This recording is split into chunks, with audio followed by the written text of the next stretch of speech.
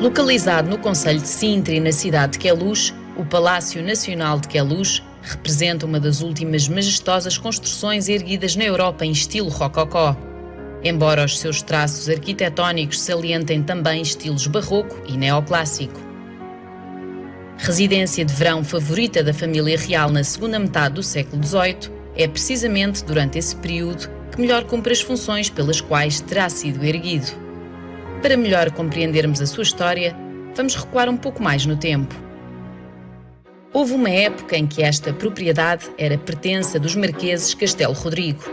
Existia apenas um pequeno pavilhão de caça, rodeado de propriedades rurais.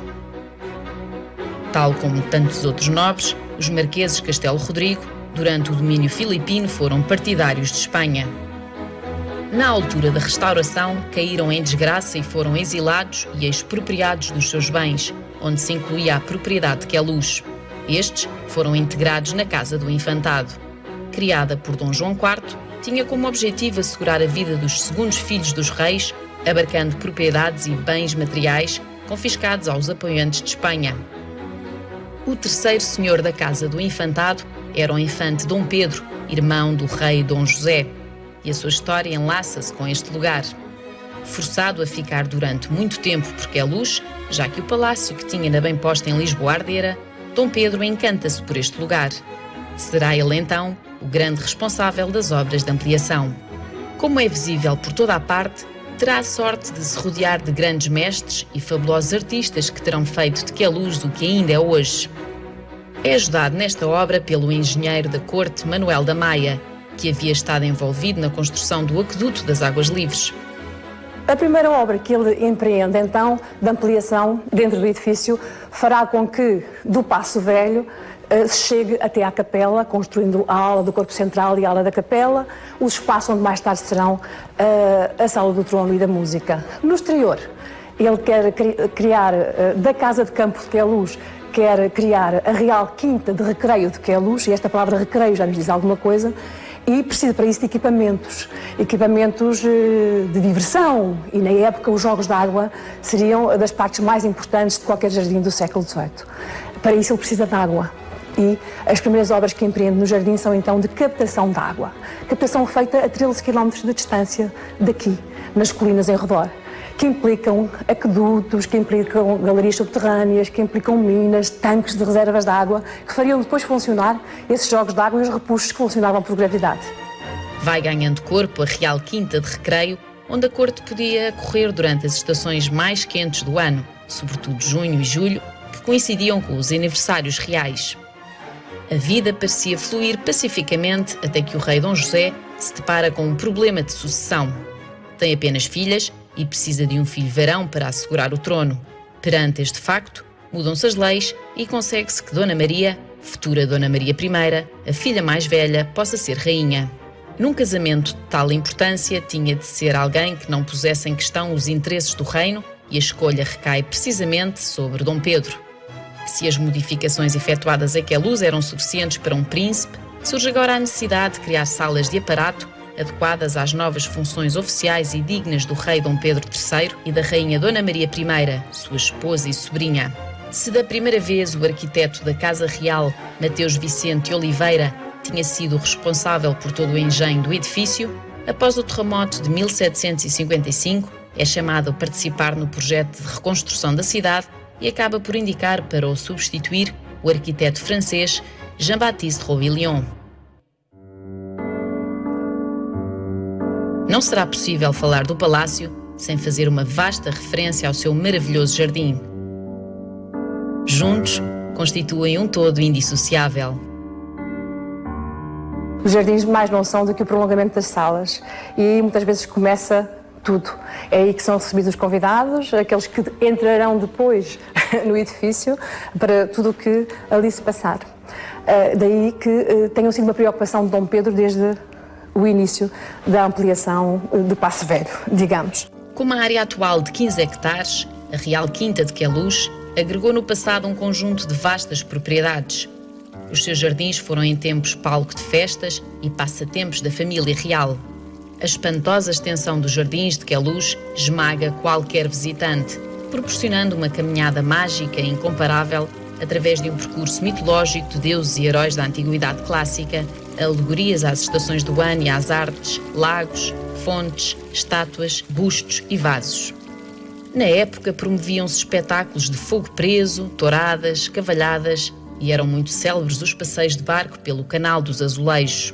A partir desse Canal dos Azulejos podíamos encontrar, por um lado, vários pavilhões, todos eles em madeira, mas ricamente decorados, que desapareceram por ser perecíveis, não é? De que há só memória. Pavilhões de repouso, para lazer da corte, das pessoas reais, como se chamava. E também para jogos como os jogos do truque, do bilhar. E, do outro lado encontraríamos o carrossel, jogo dos cavalinhos, jogo da malha. O jardim botânico, onde eram célebres os ananásios do Dom Pedro, porque na altura, de facto, a plantação de ananás era algo de exótico. E temos que pensar neste jardim precisamente como qualquer coisa de exótico, eu diria um pouco bizarro. Aqui se reunia aquilo que havia de melhor para mostrar, aquilo que havia de mais raro. E vinha muita coisa rara, porque nós na altura realmente tínhamos contactos com muitas partes do mundo e isso não era tão vulgar como isso tudo. Portanto, quem visitava este ambiente intimista aqui de Queluz conseguia penetrar neste mundo especial. João Antunes e Manuel da Costa Rosado surgem ligados à execução e pintura dos painéis de azulejos azuis e brancos e policromados do antigamente denominado Lago Grande, que mais não era do que uma forma de conduzir a Ribeira do Jamor, que atravessava os jardins numa extensão de 115 metros. As comportas fechavam-se, o canal enchia-se de água e as pinturas podiam ser apreciadas em pequenas embarcações, ao som de melodias tocadas pelos músicos da Rainha, na Casa da Música, situada sobre a parte central do lago.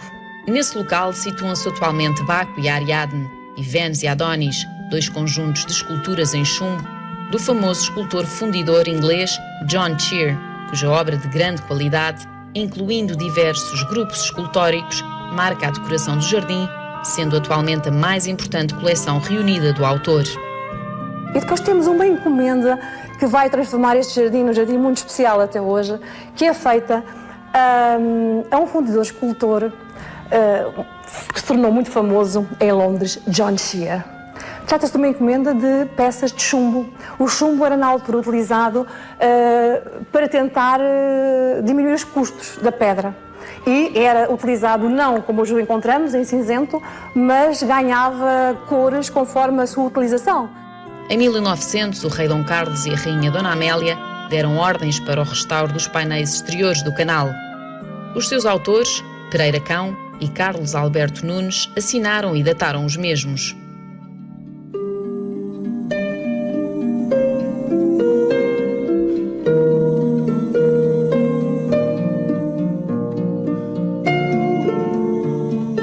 O Jardim Pêncil, assim denominado por ser construído sobre a cisterna de recolha de águas excedentes dos lagos, foi uma forma de Jean-Baptiste Robillon compensar o desnível de cotas do terreno dos jardins.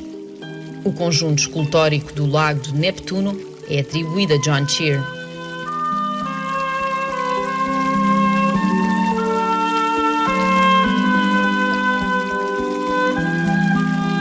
Aqui figuram 3 das 4 estações: primavera, verão e outono. Acrescentadas brilhantemente a este conjunto estão ainda as esculturas em chumbo do casal amoroso Meleagro e Atalanta. Do lado oposto, Vertumo e Pomona, outro par imperdível neste passeio. Estas peças integravam a vasta encomenda feita em Inglaterra através do embaixador Luís da Cunha e sob influência do próprio Marquês de Pombal. Estas peças encomendadas do ateliê londrino de John Shear são hoje em dia uma das maiores coleções reunidas desse fundidor escultor tão famoso ainda hoje em Inglaterra. E foram alvo, inclusive, de um restauro recente, precisamente por serem um conjunto tão importante. E encontramos-lo em grande parte no Jardim Pêncil, embora o possamos encontrar também espalhado pelo jardim. Logo a seguir ao Canal dos Azulejos, deparamos-nos com mais alguns sensacionais elementos constituintes da obra de John Shear. Uma escultura que ilustra a história bíblica de Caim e Abel, Enéas e Anquises e, por fim, o rapto de Proserpina por Hades. Jean-Baptiste Robillon fora também o grande responsável pelo desenho dos jardins. Em 1764, projeta o que viria a ser o maior lago dos Jardins, no qual brilham Diana e Apolo.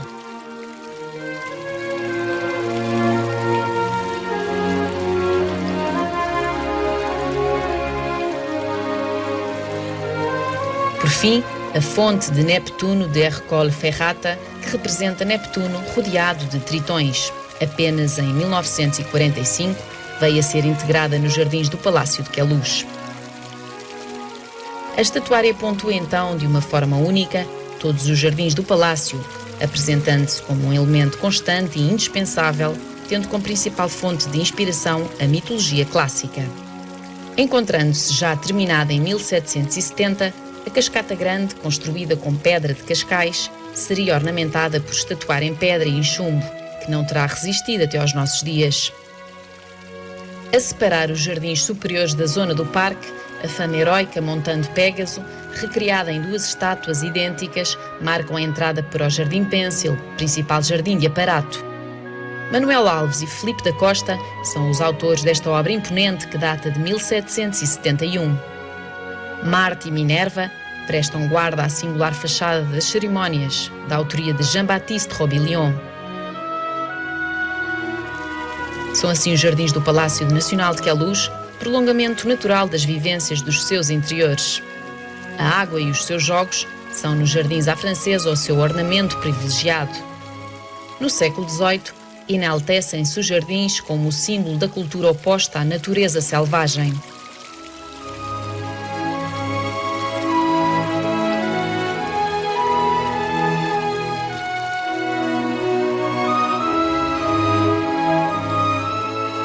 Para enriquecimento dos jardins, são ainda encomendados à Itália, através de Nicolau Pessolo, um italiano estabelecido em Lisboa, um maravilhoso conjunto de escultura de pedra constituído por estátuas, bustos e vasos.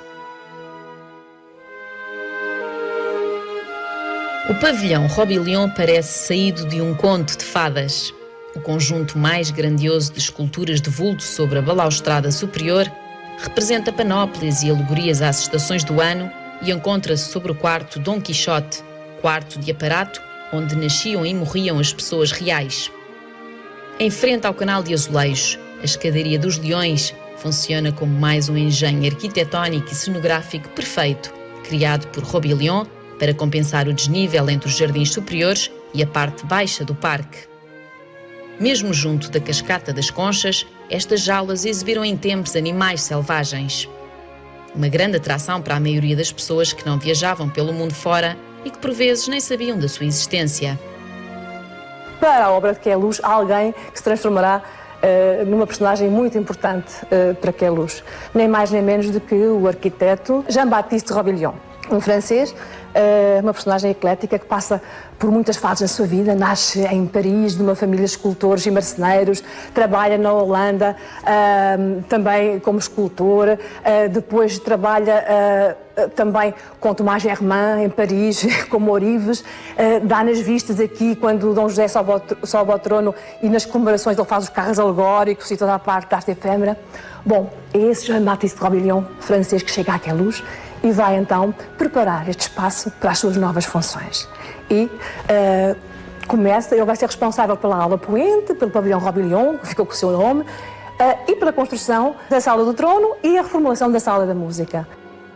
Comecemos então a nossa visita por este admirável palácio, precisamente pela Sala do Trono. No projeto inicial do arquiteto Mateus Vicente Oliveira, existiam 5 salas. No entanto, para dar origem ao espaço atual, terão sido demolidas.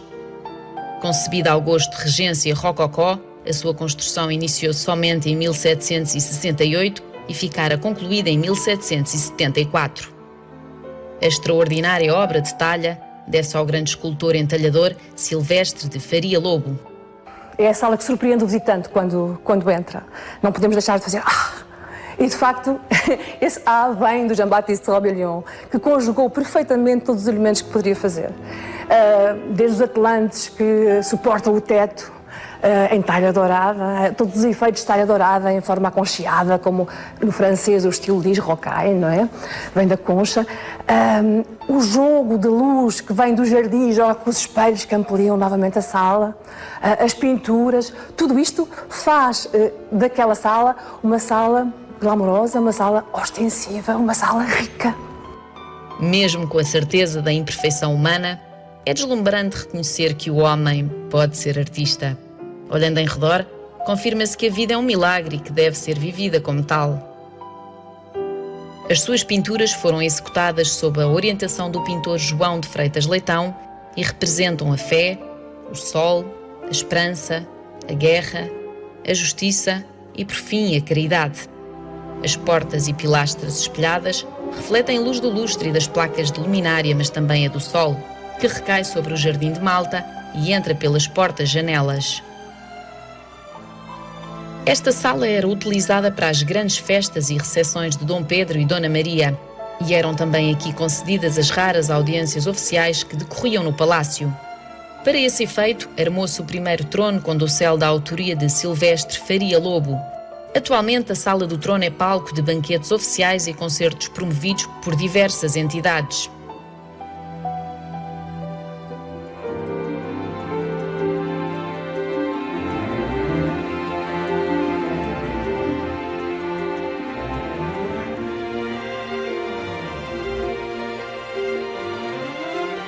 Verifica-se pelo inventário de 1763 que a estrutura da Sala da Música se manteve praticamente inalterada desde a sua construção, em 1759, até aos nossos dias.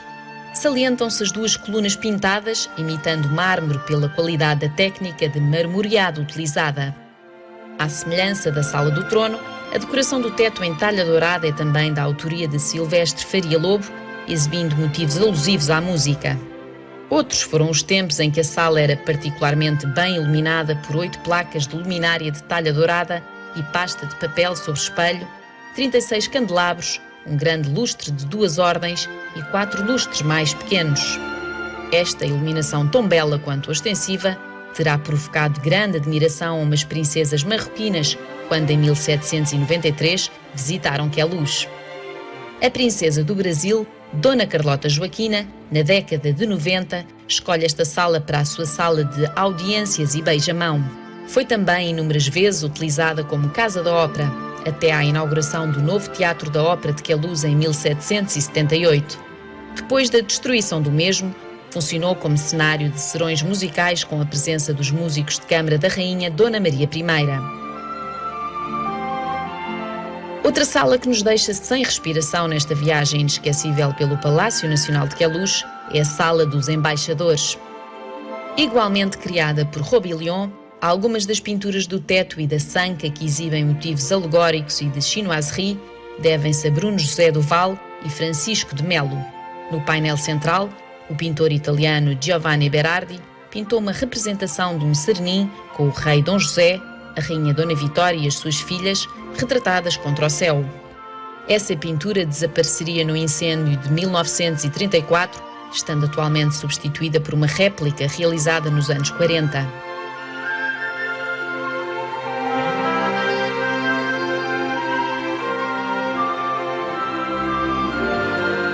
A Sala dos Embaixadores é realmente uma sala notável. Embora tenha ardido em 1934, quando o Raulino se preparava o palácio para ser aberto ao público e aqui fazia obras de restauro, deu-se um incêndio. O incêndio destruiu esta ala a partir do Corredor dos Azulejos, precisamente. Ele conseguiu depois reconstruir totalmente a Sala dos Embaixadores, uma réplica da que existia, e ela está atualmente como a víamos anteriormente em gravura da época. A existência de 2 dosséis para tronos justificava-se pelas cerimónias em que o rei e a rainha eram acompanhados pelos príncipes do Brasil, herdeiros do trono. Em 1782, morre Jean-Baptiste Robillon, e quem passa a ser responsável pelos projetos do palácio é Manuel Caetano de Sousa, que em 1784 toma a seu cargo a concessão de um novo pavilhão, atualmente conhecido por Pavilhão Dona Maria. Com a edificação desta última ala, ficam concluídas as grandes obras do palácio. Em 1794, devido ao incêndio do Palácio da Ajuda, Queluz tornou-se a residência oficial e permanente do príncipe regente, o futuro Dom João VI, e de sua família, e assim permanecerá até à partida da família real para o Brasil em 1807, devido às invasões francesas. Em 1908, tornou-se propriedade do Estado e em 1910 é classificado como Monumento Nacional. A capela terá sido uma das primeiras construções a serem erguidas e o seu projeto coube a Mateus Vicente de Oliveira. Compreende uma só nave, distinguindo-se o coro da capela-mor de planta oitavada. Várias cerimónias se realizaram, desde uma missa das pedras, por altura da chegada dos pilares da obra aqui à luz, a cerimónia de lava-pés, que se fazia normalmente na Ajuda, mas que se fez cá em 1765, uma procissão da Senhora do Cabo, por aqui passou, mas, sobretudo, os batizados, 8 batizados, dos filhos de Dom João, segundo filho de Dona Maria e Dom Pedro, e Dona Carlota Joaquina, que realmente aqui nasceram e aqui foram batizados. A cúpula da Capela-Mor é exteriormente revestida por uma cobertura de cobre em forma de bolbo, ao gosto alemão. É sob a direção de Silvestre de Faria Lobo que é executada a obra de talha dourada de inspiração rococó. Na verdade, viria a tornar-se numa referência e a influenciar a decoração dos edifícios religiosos da região de Lisboa. O retábulo representa a Nossa Senhora da Conceição, padroeira de Queluz, e é da autoria de André Gonçalves. Foi trazido por Dom João VI do Palácio da Bem-Posta. Pedro Alexandrino de Carvalho, entre outras obras, realizou a pintura do teto com uma temática evocativa da Virgem. Os músicos de câmara de Dona Maria I, muito elogiados internacionalmente, terão cantado inúmeras vezes neste coro magnífico, entalhado e dourado. O Quarto Império integra-se na ala de apartamentos privados, constituída por pequenas dependências de caráter intimista, onde se situavam outrora os aposentos de Dona Maria Francisca Benedita. Nos estilos neoclássico e império, a atual decoração destas salas exibe tetos e lambris de telas pintadas a têmpera.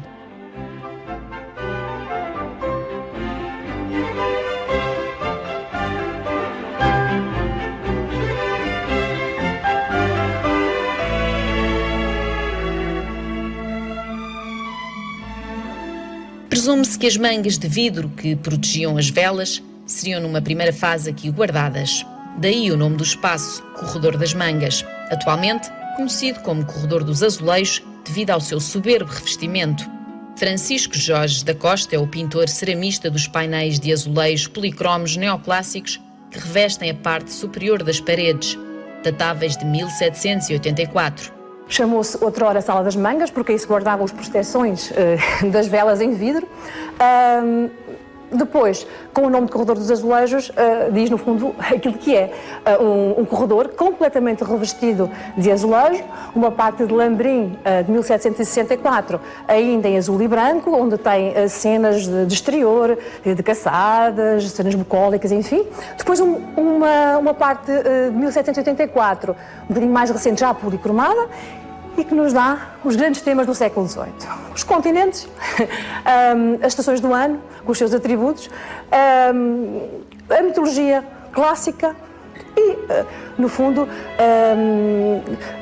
algumas sangeries e algumas informações ligadas às descobertas da época também.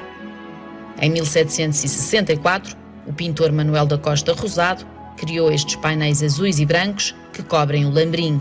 A sala apresenta-se ainda decorada com vasos de faiança da Real Fábrica do Rato e com réplicas dos mesmos, da Fábrica Viúva Lamego. Este irresistível exemplar dos vários carrinhos descobertos para andar nas quintas foi encomendado em 1767 por Dom Pedro e executado sob a direção de Robillon.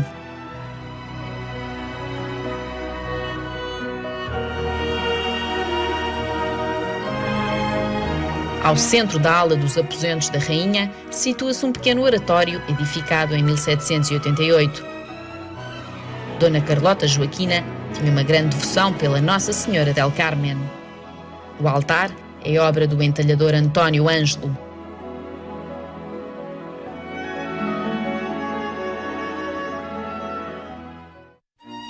O momento da refeição era visto como ideal para ostentar toda a sofisticação das cortes europeias. Aqui podemos ver algumas das peças do serviço mais emblemático do Palácio de Queluz. Tem o nome de Dom Pedro III e ostenta as suas armas reais sobrepostas à Cruz da Ordem de Malta. A própria noção de sala de jantar como espaço pré-definido é relativamente tardia. Aliás, a expressão pôr a mesa significava literalmente isso: colocar a própria mesa em determinado lugar, que variava consoante o gosto pessoal dos monarcas. Eram habitualmente mesas cobertas com saias até ao chão, ricamente decoradas. Podemos imaginá-las com as baixelas em prata durante as refeições e com, evidentemente, porcelana de encomenda, serviços de porcelana de encomenda que habitualmente serviam para o jantar, para o chocolate, para o café e para o chá, e que estavam na moda nas cortes europeias. Como se sabe, a porcelana vem da China por mão dos monges e depois torna-se realmente moda em toda a Europa.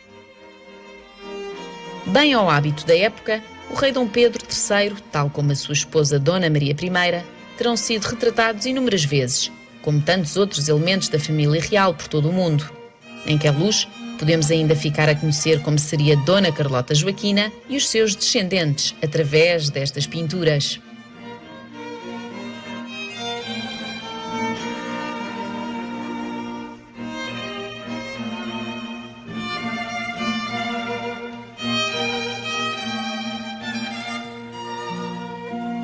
Uma vez mais, Jean-Baptiste Robillon deslumbra com o seu talento, desta vez ao criar a ilusão de um espaço circular através da disposição de 8 colunas que cortam os cantos e sustentam a cúpula do teto da sala Dom Quixote. As 8 pinturas da sanca e as 9 sobreportas têm molduras de ornatos de talha dourada e pasta de papel ao gosto rocaille, ilustrando cenas da vida de Dom Quixote La Mancha de Cervantes. O teto, já no espírito neoclássico, é rematado por uma tela central, com o tema Alegoria à Música. O pintor Fernando Mardel recuperou em 1940 os temas das telas originais perdidas no incêndio de 1934. Este é o quarto de aparato mais conhecido do palácio.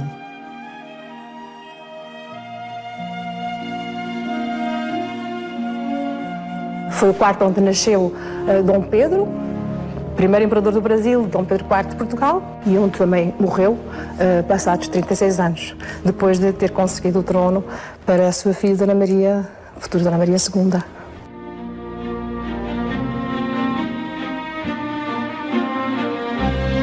O Palácio Nacional de Queluz é um dos mais deslumbrantes edifícios portugueses. Passear por entre os seus meandros é simultaneamente um desafio, uma honra e um permanente deleite. Quem já teve a oportunidade de o visitar, compreende que não se pode passar por esta vida sem o vir conhecer.